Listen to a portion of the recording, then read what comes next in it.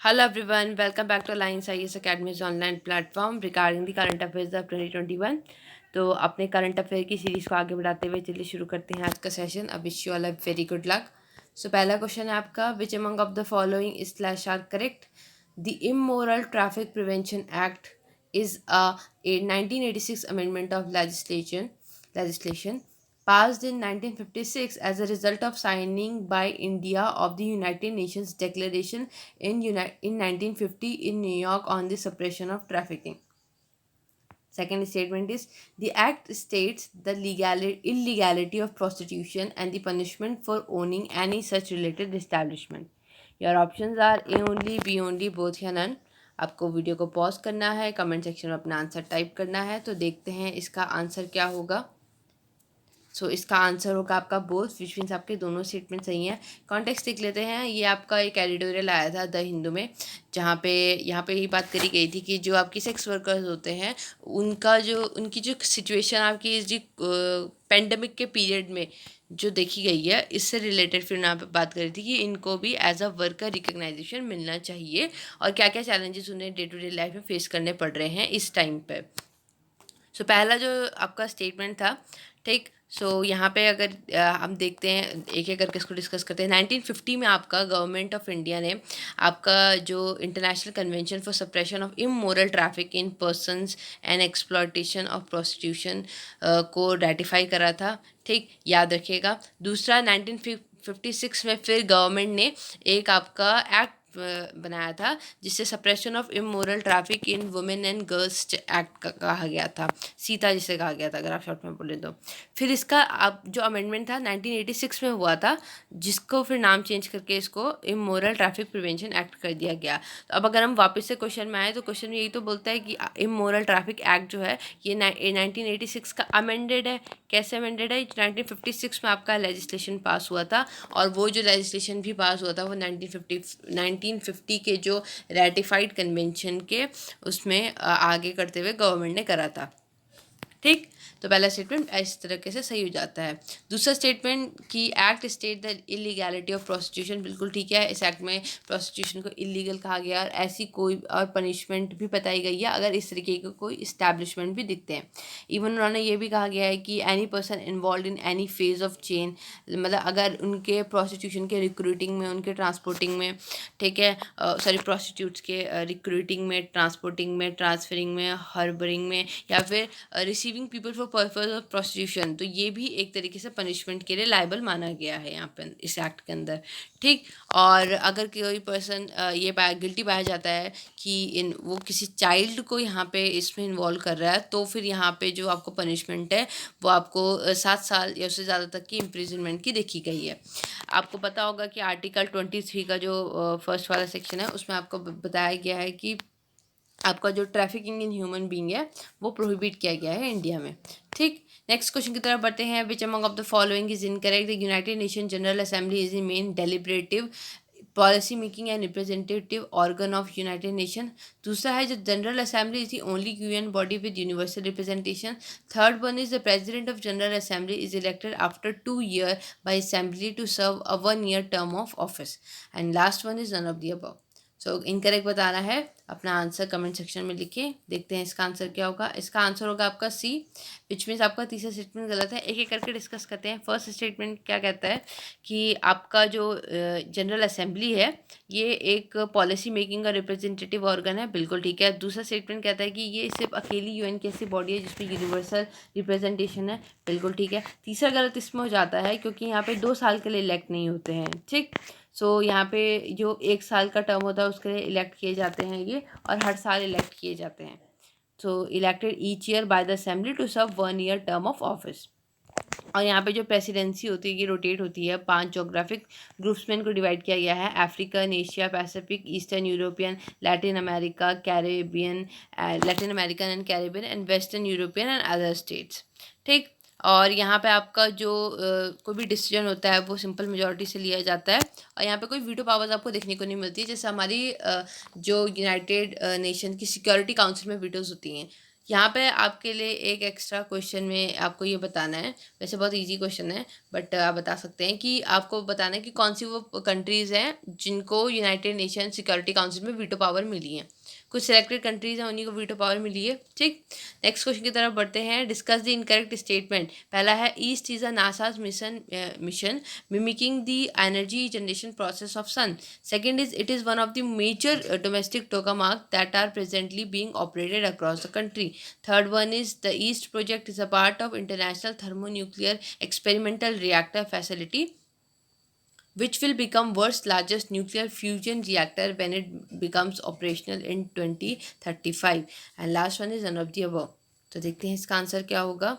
इसका आंसर होगा आपका ए, विच मीन्स पहला स्टेटमेंट गलत है क्योंकि नासा का नहीं है, चाइना का मिशन है ये। बाकी बिल्कुल ठीक स्टेटमेंट है कि यहाँ पे ये जिस तरीके से सन में आपकी एनर्जी मेकिंग प्रोसेस होती है उसकी तरह यहाँ पे ये काम करेगा। यहाँ पे 3 मेजर डोमेस्टिक टोकामार्क्स है। टोकामार्क बेसिकली जो आपके कंट्रोल्ड फ्यूजन रिएक्शंस होती है ना, उनको करने के लिए यूज़ किए जाते हैं। ठीक, यहाँ पे जो आपका ये ईस्ट प्रोजेक्ट है ये आपका जो ITER फैसिलिटी का एक पार्ट है। ठीक है, और ये आपका world's largest nuclear fusion reactor बनेगा when it become operational in 2035। ठीक, इम्पॉर्टेंट ये हो जाता है कि ये आपका चाइना का मिशन है। ठीक, और बाकी जो आपका ये ITER प्रोजेक्ट हम जिसकी बात कर रहे थे पीछे, यहाँ पे आपकी और कंट्रीज भी इन्वॉल्व है। और इम्पॉर्टेंट यहाँ पे इसलिए हो जाता है क्योंकि इंडिया भी इसमें इन्वॉल्व है। इंडिया हो गया, USA हो गया, जापान हो गया, रशिया हो गया, साउथ कोरिया हो गया।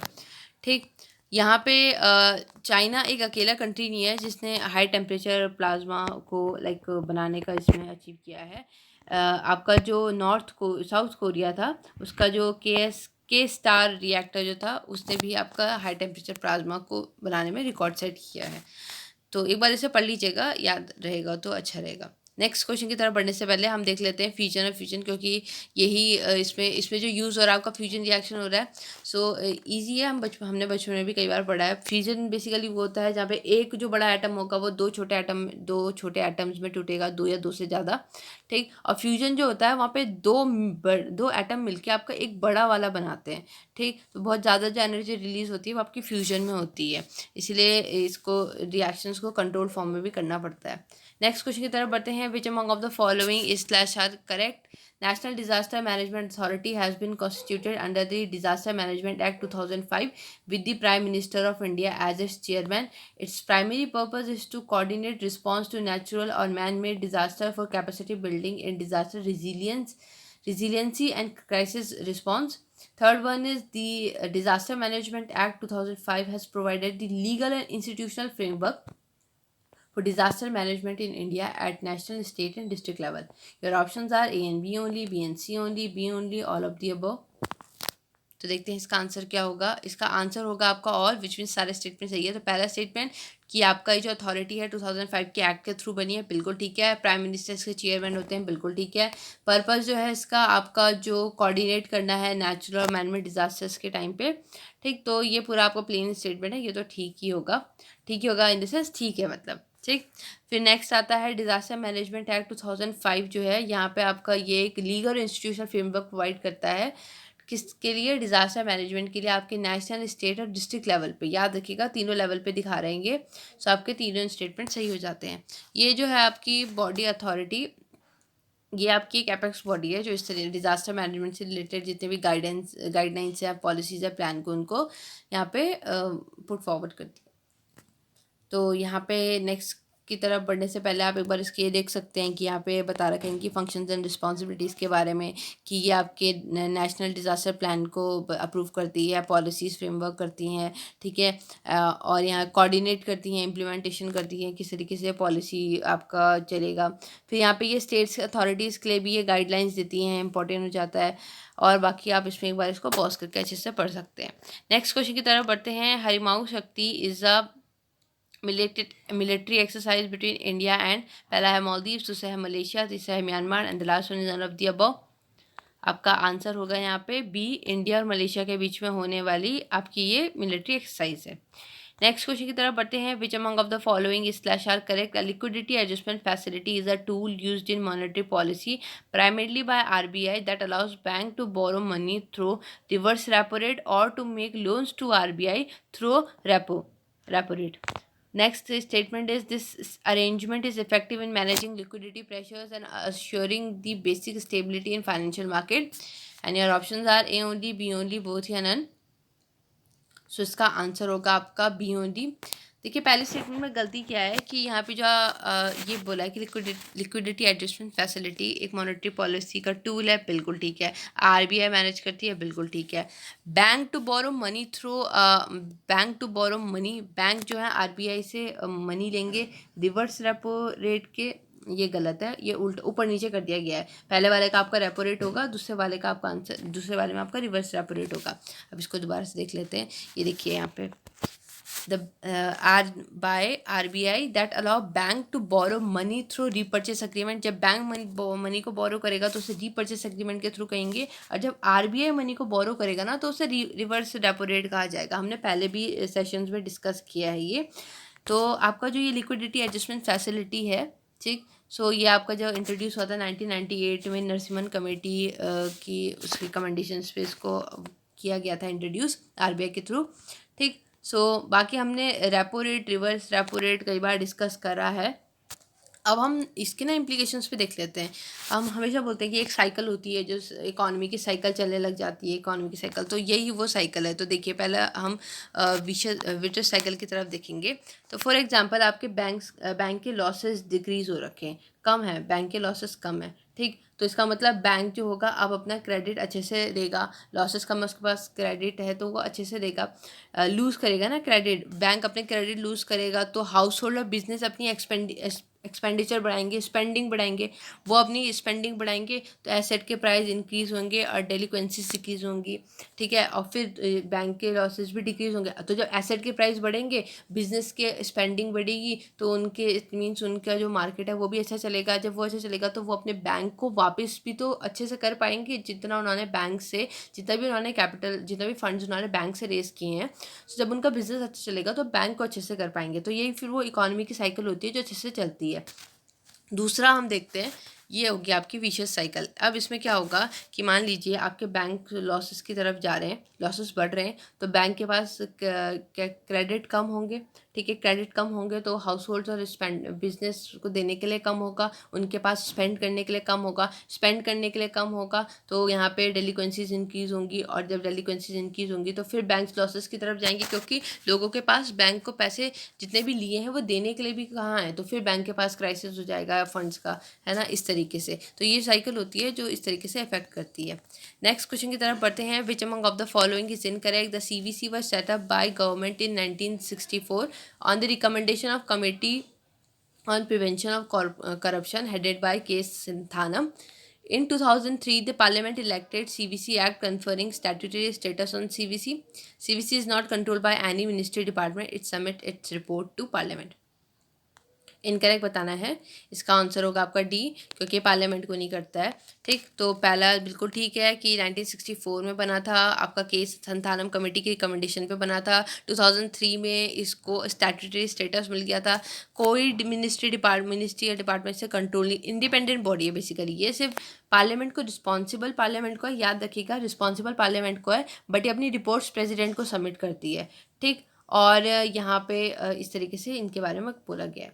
यहाँ पे इसके कंपोजिशन बता रखे हैं कि इसमें आपका एक मेन कमिश्नर होगा, बाकी 2 विजिलेंस कमिश्नर होंगे। इनका अपॉइंटमेंट प्रेसिडेंट करेगा एक कमेटी की रिकमेंडेशन पे। कमेटी में आपका प्राइम मिनिस्टर होंगे, यूनियन होम मिनिस्टर होंगे, लीडर ऑफ अपोजिशन लोकसभा में होंगे, ठीक है। और अगर लीडर ऑफ अपोजिशन नहीं होते तो सिंगल लार्जेस्ट पार्टी के जो लीडर होंगे वो। यहाँ पे जो इनका टर्म होगा वो 4 साल होगा, या फिर 65 ईयर्स, जितना भी आपका पहले होगा। रिमूवल होगा वो भी प्रेसिडेंट के थ्रू होगा। ग्राउंड्स क्या होंगे? मिसबिहेवियर, इनकैपेसिटी, ठीक। ये सब बहुत बार डिस्कस होगा, आप एक बार इसको पॉज करके अच्छे से पढ़ सकते हैं।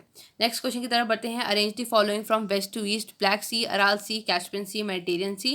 एंड आपके ऑप्शंस हैं DACB, DABC, ABCD, BDCA। West से ईस्ट की तरफ को करना है, तो इसका आंसर देखते हैं। So black sea, Aral sea, Caspian, Mediterranean. और अब देखते हैं, यहाँ पे हमें बोला गया था कि हमें वेस्ट से ईस्ट की तरफ जाना है, ठीक। तो आपको दिख रहा होगा ये पहला यहाँ पे आपका मेडिटेरियन सी है, ठीक। फिर ये आपका यहाँ पे ब्लैक सी है, then this is Caspian sea and this is Aral sea, ठीक। सो आपका जो भी ऑप्शन बैठ रहे थे, तो ब्लैक सी आपका पहला ऑप्शन में है, सो अब देखिए ना, यहाँ पे ब्लैक सी आपका ऑप्शन ए में है, विच मीन्स आपका जहाँ पे भी ऑप्शन ए पहला है, क्योंकि ब्लैक सी तो आपको सेकंड नंबर पे दिख रहा है, वो आपका आंसर नहीं हो सकता, विच मीन्स आपका ये नहीं हो सकता, ये नहीं हो सकता। अब आंसर जो होगा आपका डी ए सी बी में से होगा। सो पहला आपका मेडिटेरियन है, फिर ब्लैक सी है, फिर कैस्पियन है, फिर अराल है। तो पहला डी होगा, ठीक, फिर ए होगा, फिर सी होगा, फिर बी होगा। तो आपका ऑप्शन हो जाएगा फर्स्ट वाला answer. Next question, which among of the following does not form a member in SAARC. So Myanmar, Bhutan, Maldives, Pakistan, कौन सार्क का मेंबर नहीं है? इसका आंसर होगा आपका इसका आंसर होगा आपका ए, विच मीन्स आपका म्यांमार इसका मेंबर नहीं है। तो देखिए यहाँ पे बांग्लादेश, भूटान, इंडिया, मालदीव्स, नेपाल, पाकिस्तान, श्रीलंका इसका मेंबर है। अफगानिस्तान ने 2007 में ज्वाइन किया था, ठीक। 1985 का ये फॉर्म्ड आपकी एसोसिएशन है, काठमांडू में इसका हेडक्वार्टर है। आपको यहाँ पे एक एक्स्ट्रा क्वेश्चन में बताना है, 2 क्वेश्चन हो जाएंगे बट इट्स फाइन। अब बताना है कि बिम्स्टेक और सार्क के मेंबर्स में क्या डिफरेंस है, मतलब कौन ऐसा है जो बिम्स्टेक में है, कौन ऐसा है जो सार्क में नहीं है, इस तरीके से ना। सो डिफरेंस जो अनकॉमन मेंबर्स हैं दोनों में, कुछ तो कॉमन है जो दोनों में है, बट कुछ कॉमन नहीं है जो दोनों में, वो बताना है। Next question, which among of the following is incorrect with respect to NITI Aayog. पहला है, planning commission was replaced by a new institution, NITI Aayog, on 1 January 2015 with the emphasis on bottom to up approach. It serves in the spirit of cooperative federalism as the state are equal partners. It does not have powers to allocate funds which are vested in finance minister and none of the above. Incorrect बताना है।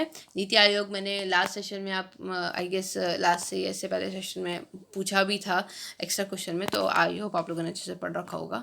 इसका answer होगा आपका none of the above, कि सारे statement सही हैं। तो पहला जो था कि आपका 2015 में बना था, बिल्कुल ठीक है। बॉटम टू अप अप्रोच है, बिल्कुल ठीक है। प्लानिंग कमीशन की जो थी उसकी टॉप टू बॉटम अप्रोच हुआ करती थी। कोऑपरेटिव फेडरलिज्म को प्रमोट करता है, बिल्कुल ठीक। पावर्स टू एलोकेट फंड नहीं है।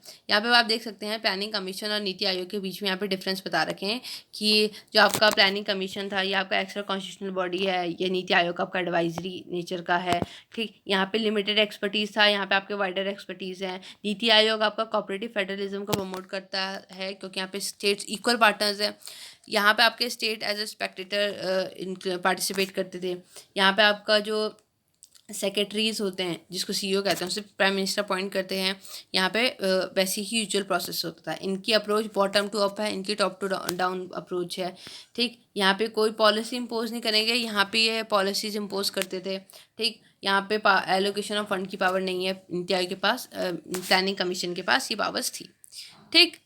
सो this is it for today. I guess आप लोगों ने अच्छे से परफॉर्म किया होगा, अच्छे से पार्टिसिपेट किया होगा। फाइनल स्कोर लिखना मत भूलिएगा। Thank you so much.